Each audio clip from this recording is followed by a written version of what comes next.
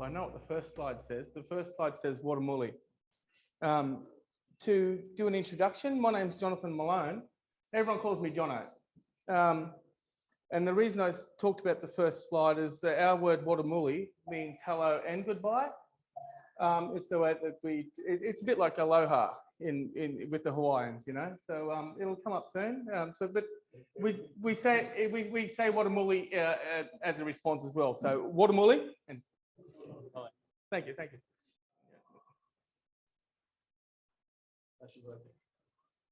Okay.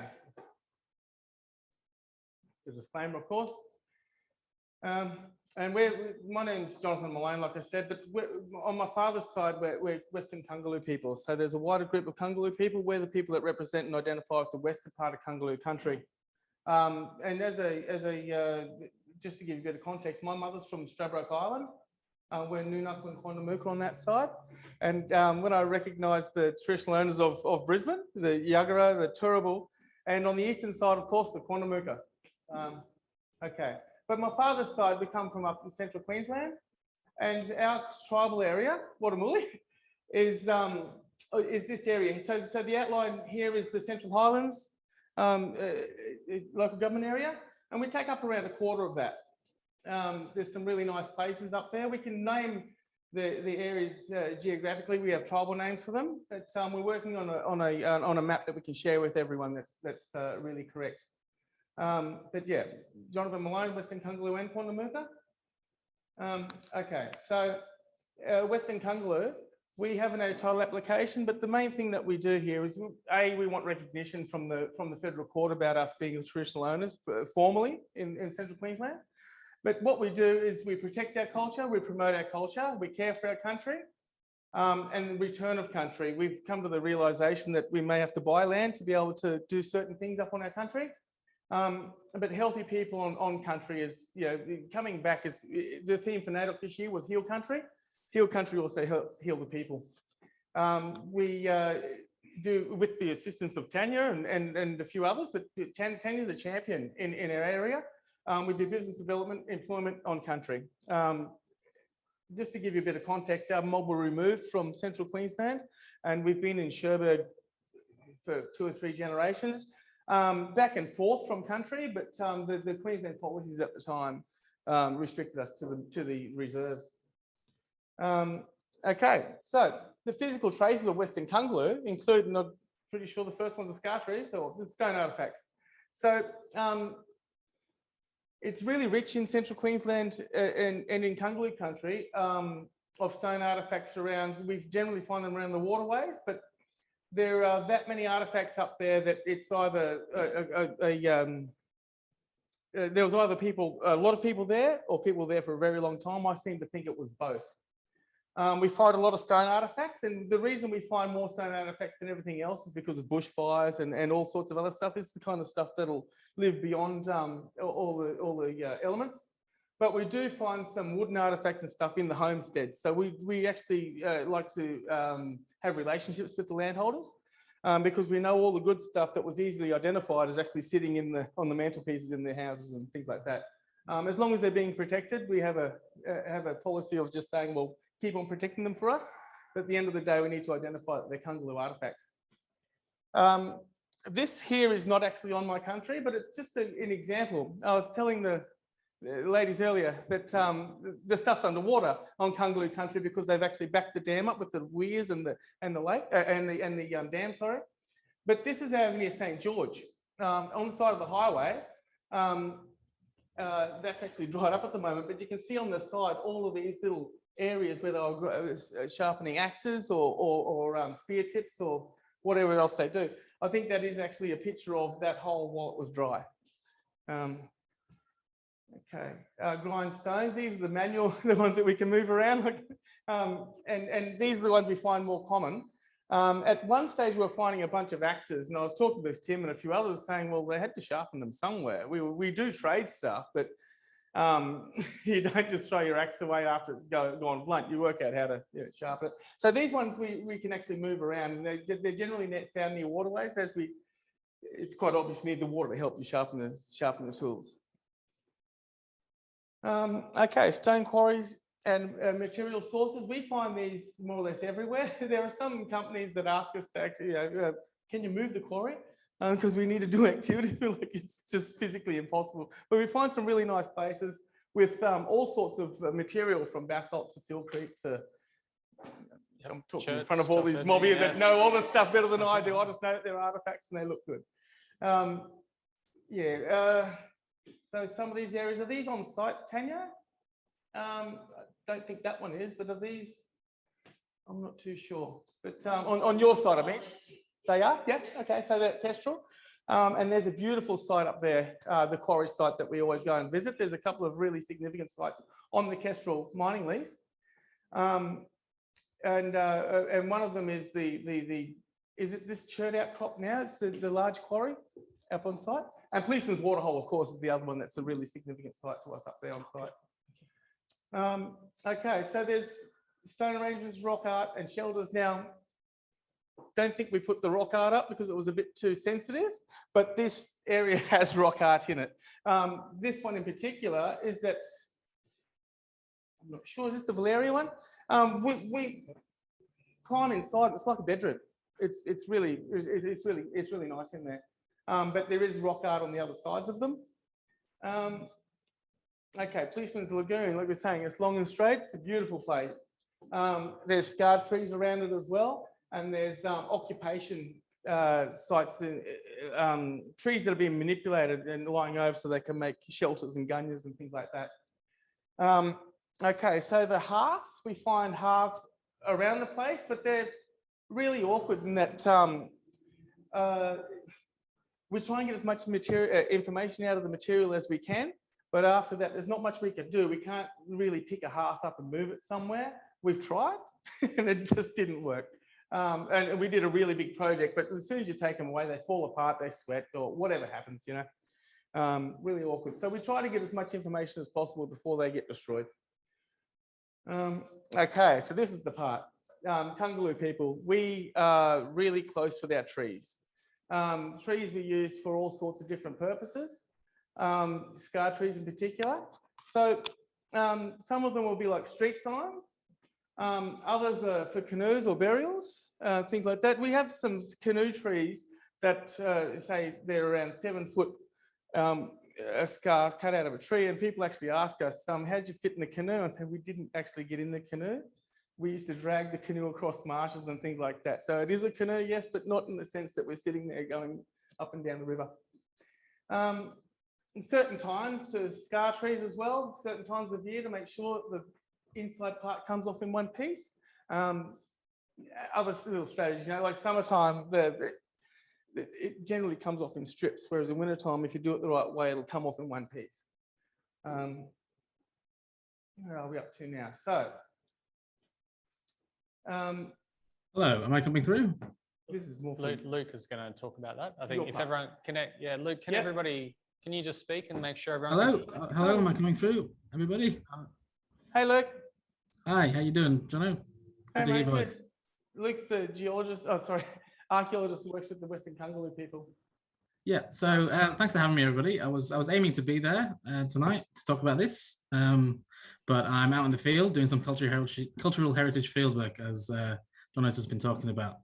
So I'm just going to talk about some case studies for applications of portable X-ray fluorescence, which I'm told that most of you probably would have learned about in university, maybe had a go of using, depending on the field you're in, maybe use it every day, I'm not sure.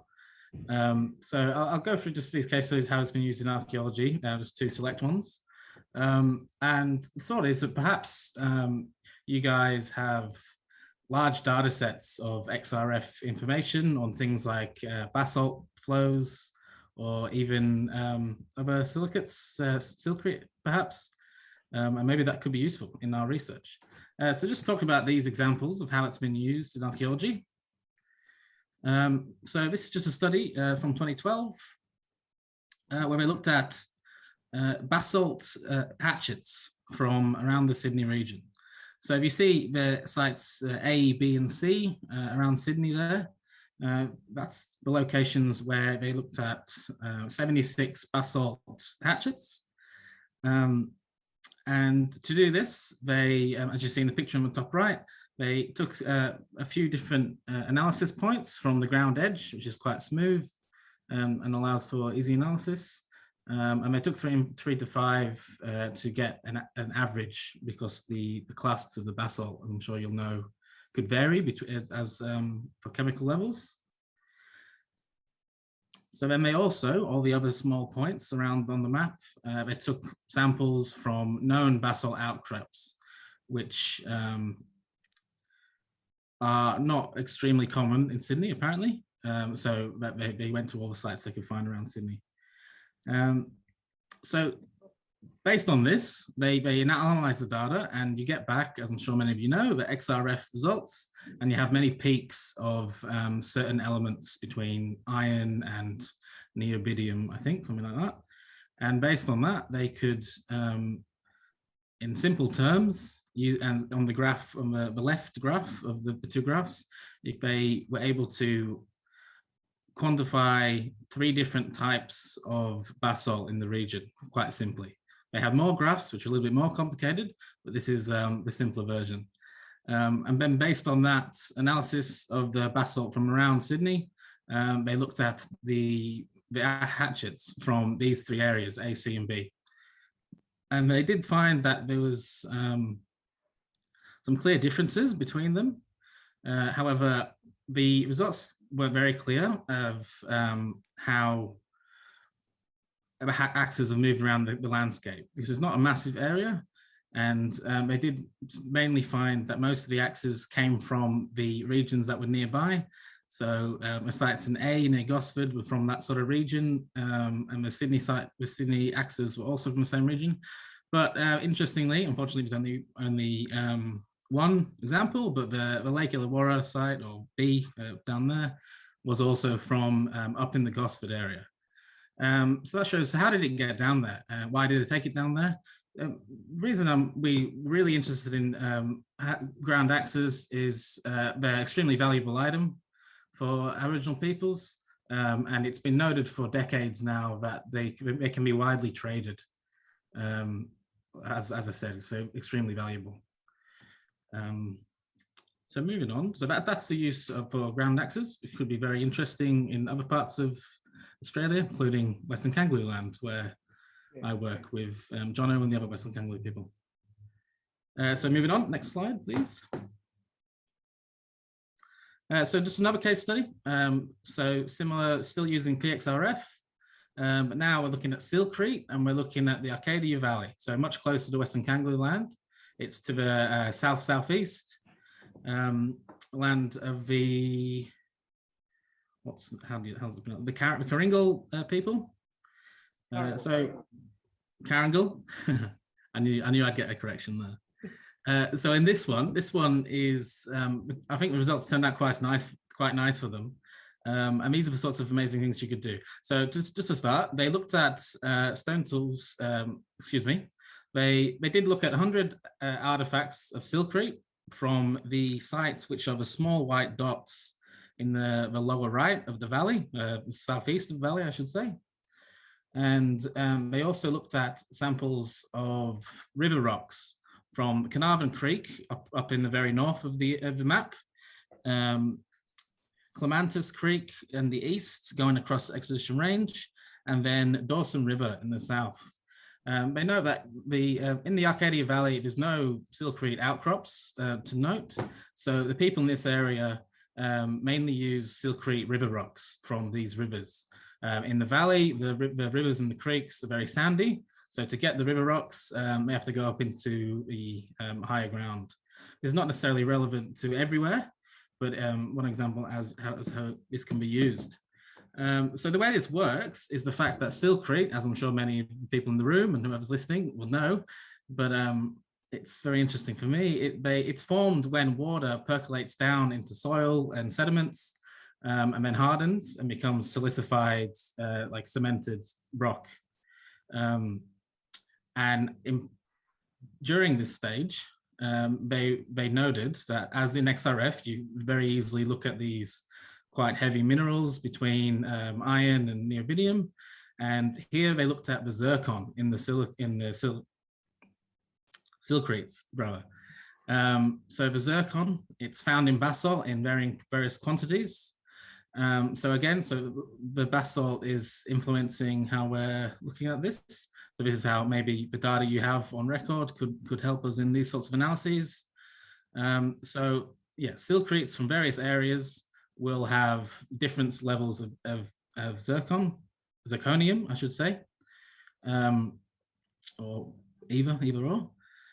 So then the graph on the left is the results for looking at the river rocks, the non-artifactual river rocks, so just river rocks they collected themselves from Carnarvon, Clementin, and Dawson.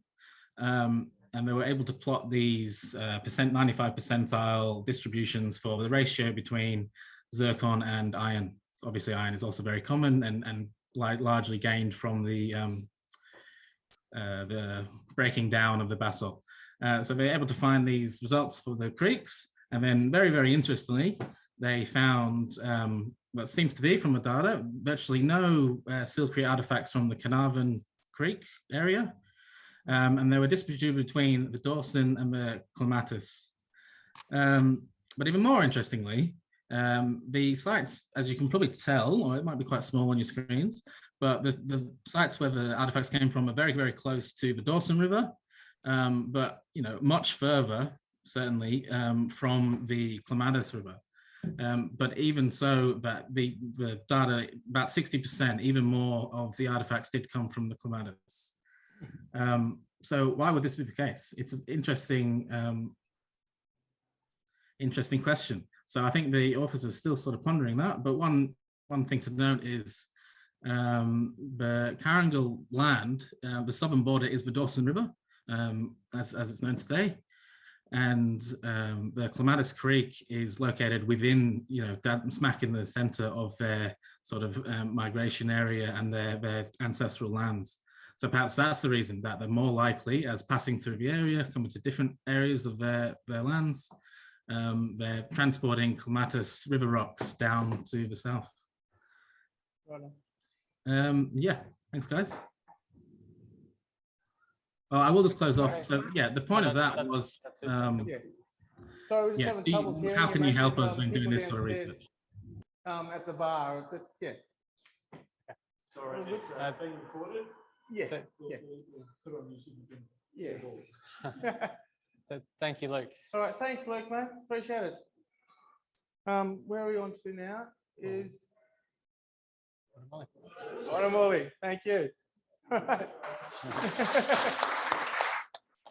So just while we wait for the PowerPoint to come up, I likewise will acknowledge the Turrbal traditional owners on this country we're having this presentation today.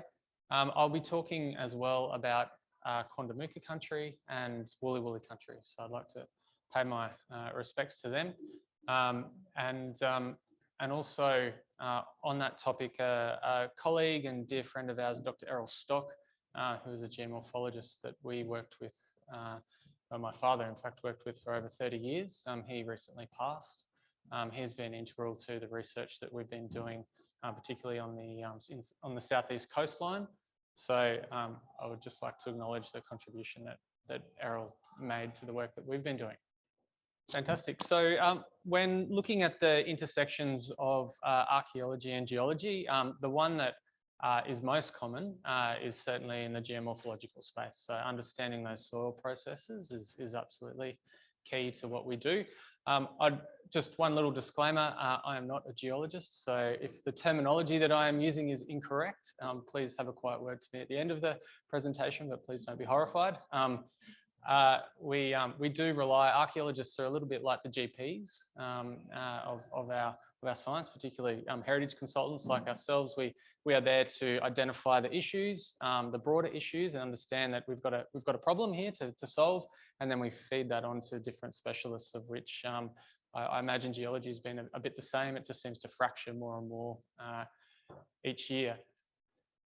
So I guess in talking about geomorphology, we both come from the same cut from the same cloth in the terms that we have that both have that fundamental principle of the law of superposition at the heart of what we do.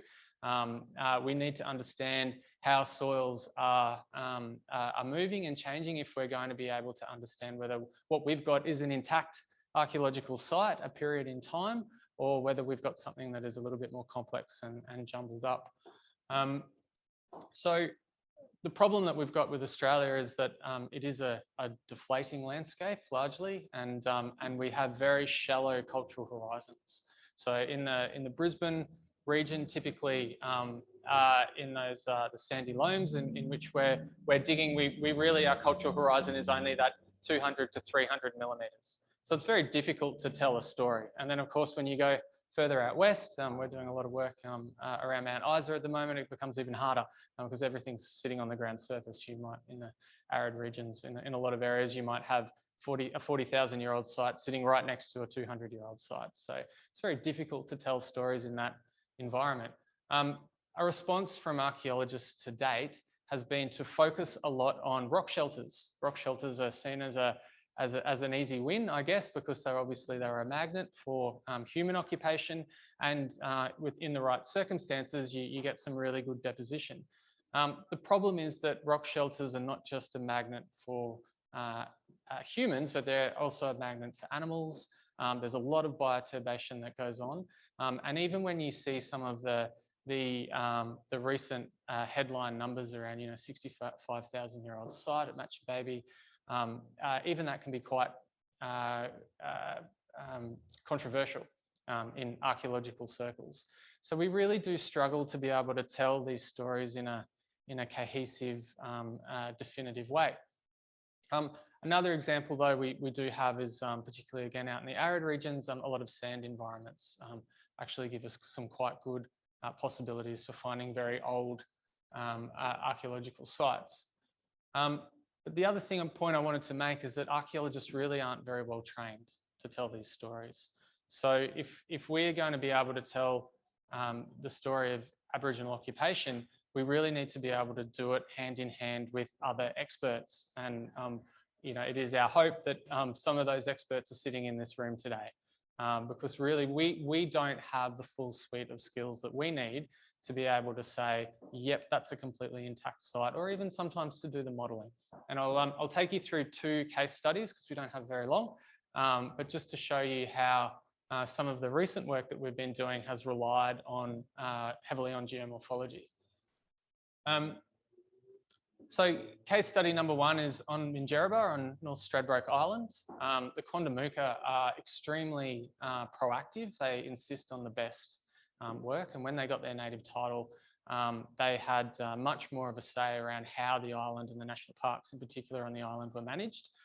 So they insist on really high quality research. Working again with Dr. Errol Stock, we've been working on developing Pleistocene models. So this is a model of potential Pleistocene occupation areas, whereby we're getting just the right environmental conditions to be able to find buried cultural horizons. And what we focused on was the west coast. So you can see on this this plan here, this is a risk map that we have done up for the Kondamuka people to guide them in their management of the island. And so this is talking about effectively where the higher value archaeological sites are. This doesn't take into account intangible, and storage places. That's done on a different map. But what you will see there in the yellow is you will see a ring around the west coast with a few areas that go in much further. And these are the areas on the western side where the dunes, and I'm probably using the wrong term there because Errol did tick me off for using dunes sometime. But anyway, the sand rises on the western side. When these big parabolic dune systems stopped, they stabilised, and they've been stable for much longer, typically, than human occupation has been in the region. And what we get in the process there is we've got a stable dune, more or less, that is gradually deflating. And it's deflating at a rate of around 4 millimeters to 1 centimeter a year in some instances. And so we've been able to demonstrate that by doing quite a lot of archaeological work, and I'll take you through that, but we've been able to demonstrate that these features are relatively intact. And so what you've got here is you've got like a giant time capsule on this island in certain conditions. The other element of the story is water. For those that do hydrology in the room, you might be excited or horrified by this analogy, but I often refer to people when discussing the island, refer to this island as a bit like a camel's hump. The water and the aquifer within the island is quite remarkable. And we know from a lot of the studies that are done on the perch lakes through there and around Myora Springs that effectively it has always held water, this island. It has always been a source of water whilst Aboriginal people have been occupying this landscape. So when you mix the two, when you mix that wonderful geomorphological process of sand building up gradually and consistently over time and all of the resources, we know that we have buried very, very old landscapes. So the work that we've done initially is we chose 2 sites. So we've got one down here, this is on the western coast, and another up here. I'm sorry, that's not particularly clear in this plan. But we excavated those with a team of researchers. We've been working collaboratively with the University of Queensland, with Griffith University, with Wollongong University, and each bringing, again, like I said, a different specialty, a different discipline. We ended up going down about 3 meters. The cultural horizon on the southern of these sites along Canipa Passage there petered out at about 2.6 meters. And then what we've been doing is we had to obviously take a large sequence of OSL dates down there, along with a lot of other analysis. So what we found is that the oldest occupation deposits are about 40,000 years old. So in the context of Australian archaeology, that's pretty old. That's right up there with some of the oldest sites in Queensland. There might only be a couple who are approaching that age, and also not far off in terms of the chronology of Australian archaeology. The date is one thing, but the Kondamuka will tell you that they don't care so much about the date. The date's not the important thing. It's the story that's within this landscape. And so what we have to do is we have to prove whether or not it's in situ. So is it a reliable date? And so the OSL dating was in a remarkable sequence, and unbelievably, it was mirrored on both the northern site and the southern site. So the OSL dating was also done by 2 separate researchers, and again, it was mirrored. We also did some loss ignition. We were doing colour, particle size analysis, and magnetic susceptibility to try and correlate, using all these different techniques to try and correlate the data. Are we getting a consistent story?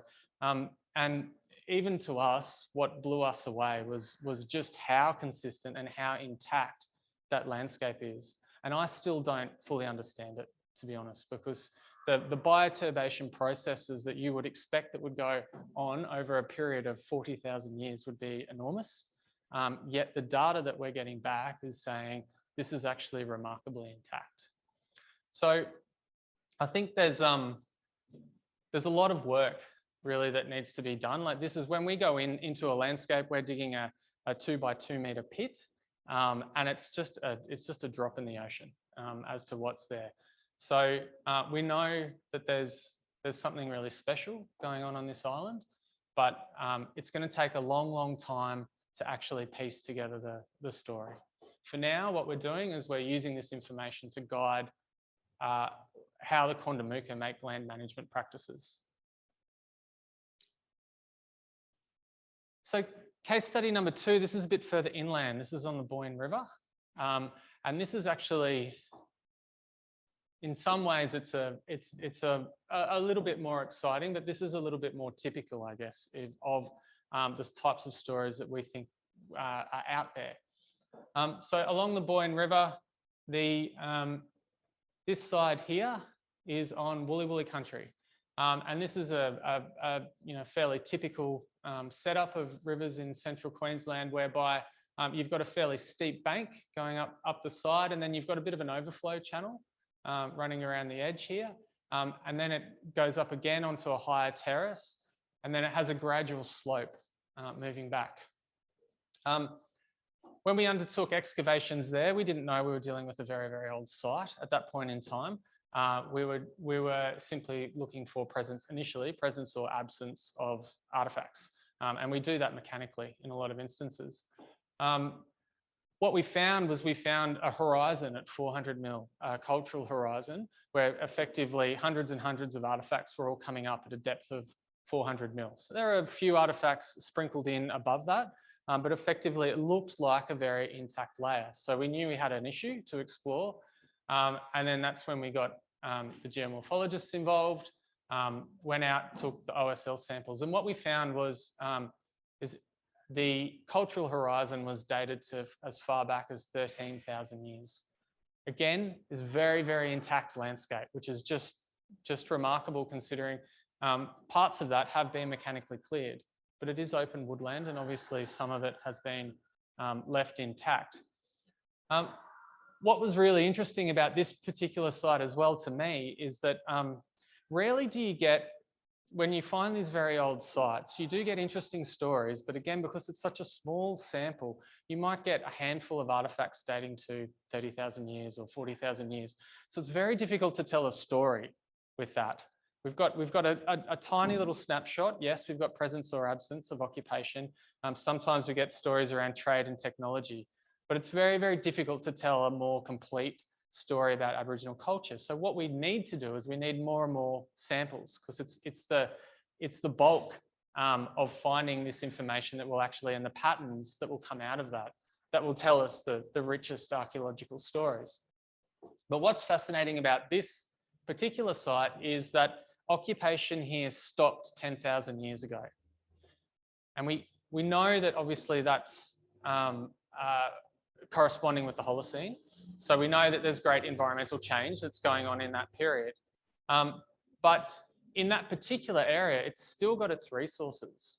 We haven't sought to date the overflow channel at this point in time, but we know that the resources are more or less there. It hasn't changed that radically. Why have people stopped occupying that area 10,000 years ago, and why have they never gone back?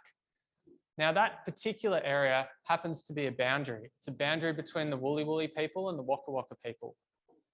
And so there's a real question there of, have we discovered a cultural norm? Have we discovered a cultural practice that says that you don't go sleeping on your neighbour's boundary, that you don't camp there, that perhaps it's too dangerous, who knows? But that's a story. Now, that's a question. I'm not suggesting we found evidence of that or not. What we need to do is we need to do more research. We need to get more examples. And what we really need to do, and I guess the point of this particular presentation, is that we need to educate Australians that the stories are there. People assume it's been cleared. There can't be anything there. It's all disturbed. What possible stories could you tell? And in actual fact, what we're learning is that there's so much that we can tell. And there's so much more that we can tell when we do it hand in hand with people like yourselves. So the negative part of this is that there is actually a catastrophic process going on whereby, particularly in our grazing communities, there is just too much destruction going on. We know that there is legislative reform in the pipeline. We hear about it all the time. It was in the news. It looks like the feds might be taking over. Maybe they won't. The state's looking at redoing the legislation. Maybe they will, maybe they won't. They've been saying that for 6 years. But whilst all this is going on, the amount of destruction is actually quite catastrophic to Aboriginal heritage. What we are losing is quite horrifying. So hopefully out of this little presentation, yourselves, you're out on the land all the time, you're dealing with landowners. Hopefully you can give this some thought. Are there some interesting sites that you're walking over? Are you aware of any soil formation processes that might be occurring in your day-to-day research that might in fact be burying cultural horizons, relatively shallow cultural horizons, probably far shallower soils than what you're typically interested in. But if you keep your eye out, we would certainly love to hear from you. So did anyone have any thoughts based on that?